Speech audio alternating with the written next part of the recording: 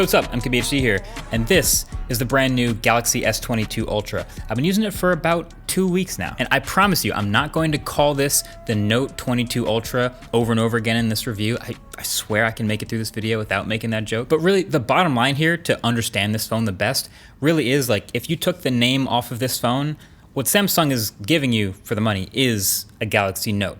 But the phone that I'm reviewing and using is called the S22 Ultra. Let's get into it. So the word Ultra in Samsung's lineup has basically come to just mean the highest ambitions, the biggest numbers, the best specs, and the most features overall. It's just that now the Ultra name has swallowed up the Note stuff too. So Note used to be that one special edition phone with the squared off design, the flat top and bottom, and the pen built in. Now that's just all wrapped up into Ultra. And the S22 Ultra does not miss a beat with all the Ultra stuff. They're packing in the highest end chip they can. That's the Snapdragon 8 Gen 1 here in the US, with a massive new cooling solution alongside it. The RAM is technically down from last year. The base model has 8 gigs and all the rest have 12. And there's no more 16 gig version, but I honestly don't miss that. I can't imagine someone really needing 16 gigs of RAM in their phone right now. But you absolutely can go up to 1 terabyte of non-expandable storage though. But this display is also excellent. It's a huge 6.8-inch 1440p AMOLED at 120 Hz with a 240 Hz touch sample rate, and the big new number is a max brightness of 1750 nits. Now, on the one hand, I don't want to overreact about 1750 nits, like it's a big number, but brightness works on a logarithmic scale, so this 1750 is not dramatically brighter than the 1500 max from last year's S21 Ultra. These phones are all very sunlight readable, but I do still want to give Samsung credit for continuing to improve an already best-in-class display and making it even better. It's still got the same great ultrasonic fingerprint reader as last year right under the middle of the screen, and still has a hole punch camera in the top middle. And it's an LTPO2 panel now, which means in addition to being really responsive, it can drop that refresh rate as low as 1 Hz when there's nothing moving on the screen. Really, my only dislike with this display is the curve over the edges. So if you look at this phone next to last year's S21 Ultra, obviously these phones are different shapes and the displays are actually slightly different resolutions. And this new shape definitely curves more over the sides, which I don't like as much. Other than that, this is an awesome Ultra display. And we all know it's not an Ultra without a massive battery. So yeah, 5,000 milliamp hours should do the trick. Now, interestingly, there are some tests online showing that it doesn't last as long as last year's 5,000 milliamp hour battery. And you can see Arun, Mr. Who's the Boss, did a variety of things in his test and found the S21 Ultra did last a bit longer than this phone. And to me, when I see that, I'm like, okay, there's a variety of factors that can contribute to that. 1, the slightly brighter display. 2, a little bit more of a power-hungry chip that runs hotter in the Snapdragon 8 Gen 1. But generally, my battery experience has been very, very good. I actually never killed it in a day, never really got anywhere close, easily ending heavy days with 30-40+% battery left, and could extrapolate about 7 hours of screen on time out of a charge, which is great for me. I know screen on time is different for everyone, but it's been great. Plus on top of that, it does charge a bit faster than last year, up to 45 watt peak charging if you buy that $50 optional brick. So I'm glad they fit that big 5,000 milliamp hour cell in here, despite also adding the S Pen, which takes up a whole column along the inside of the phone. But speaking of that S Pen, that's what's new, the Note stuff. Now, I'm personally not the biggest S Pen user. I think I say this every time I review a Note. Like, I think I signed 1 PDF last week with it, which was really convenient, but you know, I did it once. And I used Samsung's handwriting recognition in the Notes app. Super cool that it works really well and you can search what you've written.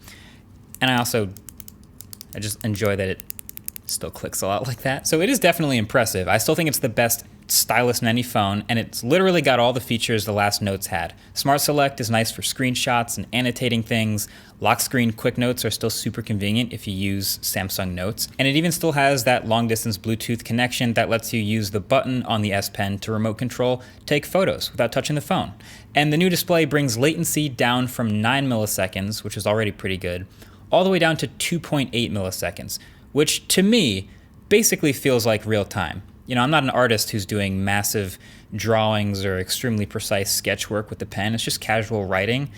And so the fact that it uses AI to predict where the pen is going to go and starts drawing those pixels slightly ahead of where the panel's actually registering it, is pretty next level. So to me, this is as close to 1-to-1 as it gets. But at the end of the day, if you see all of this and you're like, I still probably won't really use any of it, then you can just slot the pen right back into the phone and never use it. It's out of the way, and the phone didn't make any sacrifices to include it. So, okay, here's a bunch of other smaller things that I noticed from using this phone every day that you should too if you're planning on getting one. So the speakers are excellent. They get very loud and sound crisp and clear like last year, some of the best in any smartphone, so that's great for watching media.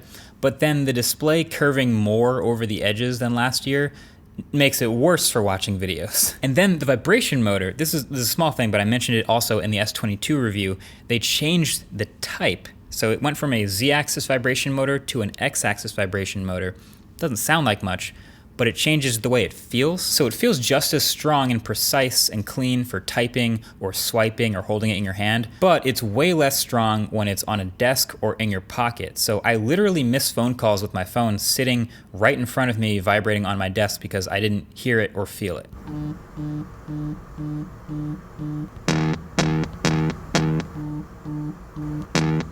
Then the camera rings. So they're a bit of a controversial design, sure, but like most designs, you kind of get used to looking at it, but you never, ever fully get it clean of dust. So if you go caseless like me, not only does the phone sit kind of funny on a table, but there will also always be dust between the camera rings. So just get ready for that. I would actually recommend if you get a case, channel sponsor Dbrand just dropped their Atomic Edition grip case, and it doesn't do a huge cutout all the way around the cameras like I thought we might see in my impressions video. It actually just matches the camera rings and it looks way cleaner, and it's just deep enough to protect the cameras if you drop it. So this is definitely the way to go. You can check it out at the link below. Then this phone, just like the other S22s, shoots 8K video at 24 FPS. You know, the wrong frame rate.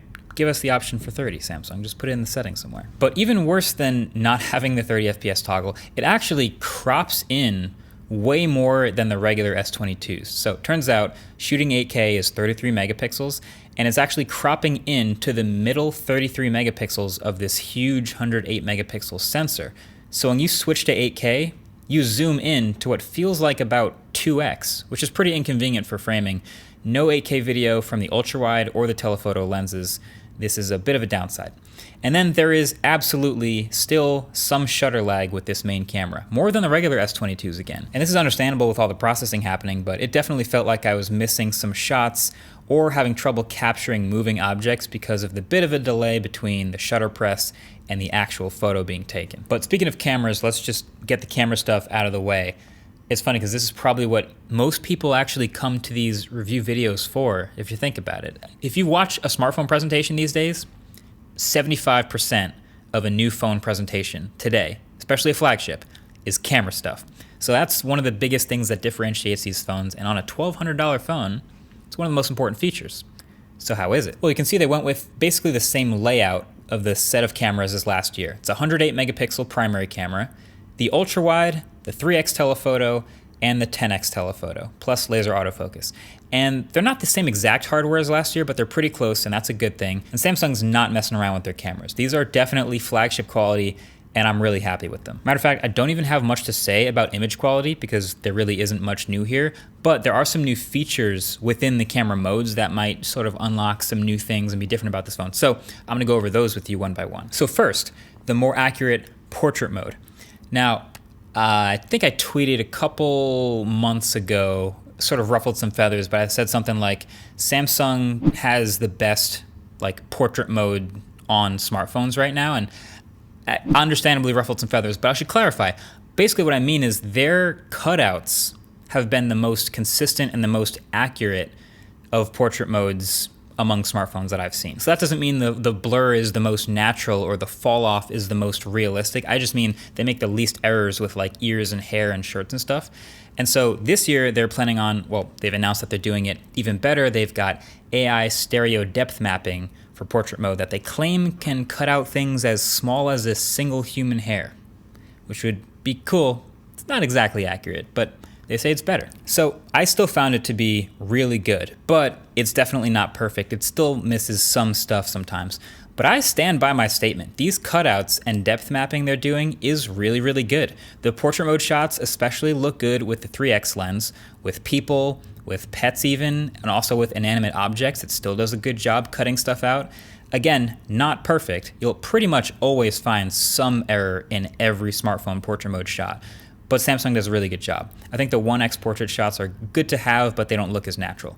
So I hope Samsung works on the naturalness and fall off of the background blur to overall make it the best portrait mode. Then there is night photography, which Samsung has called nightography. Okay, so I compared the night mode shots to the iPhone 13 Pro, which also has an excellent camera, and my biggest takeaway is, yes, Samsung's night mode photos are definitely more detailed, 100%, but they're also dramatically brighter. As advertised, they're letting in a lot of light, and the photos in the dark look like you're taking them in a lot more light than you actually have. Especially look at the sky back there. So it's impressive, but it's also a bit of a preference thing. Some people want their nighttime photos to look like they're at night. But then lastly, there is an Expert RAW app separate from the camera app that can take raw photos, that includes multi-frame computational photography data, HDR and everything. And the differences are subtle, but they absolutely do allow for more latitude when editing. So photographers should definitely grab this app from the ugliest app store I've seen in a while, the Samsung Galaxy Store. So I'm gonna end it with this. Typically the big question with a review, at the end of the review, you're like, well, should I buy it? Is it worth it? And this is an expensive phone, it's $1,200.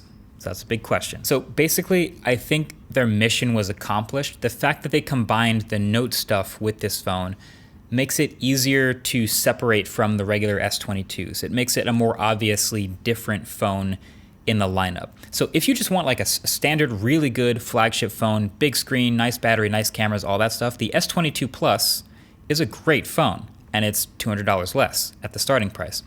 But if you want some specific extra things like the super high resolution display or the S Pen or some of those camera tweaks, then that gives you a reason to upgrade, and it does deliver on those extra things. Now that being said, I am sticking with the Galaxy S21 Ultra as my main daily driver phone. Obviously, people who have this phone don't need to upgrade, but it's just basically the same phone as far as software, battery, cameras are almost the same, performance is the same, but with a design that I prefer and a vibration motor that actually notifies me more often. But yeah, overall, this phone is good. It delivers. If you want a little bit of a more in-depth look at the One UI 4.1 software and the fact that this phone, at least this lineup with the S22 for Samsung, seems to be basically the default Android experience, more so than Google's Pixel ever could be, definitely watch my S22 review. I'll leave a below like button if you want to watch that real quick. But that's been basically it. Thanks for watching. Catch you guys later. Peace.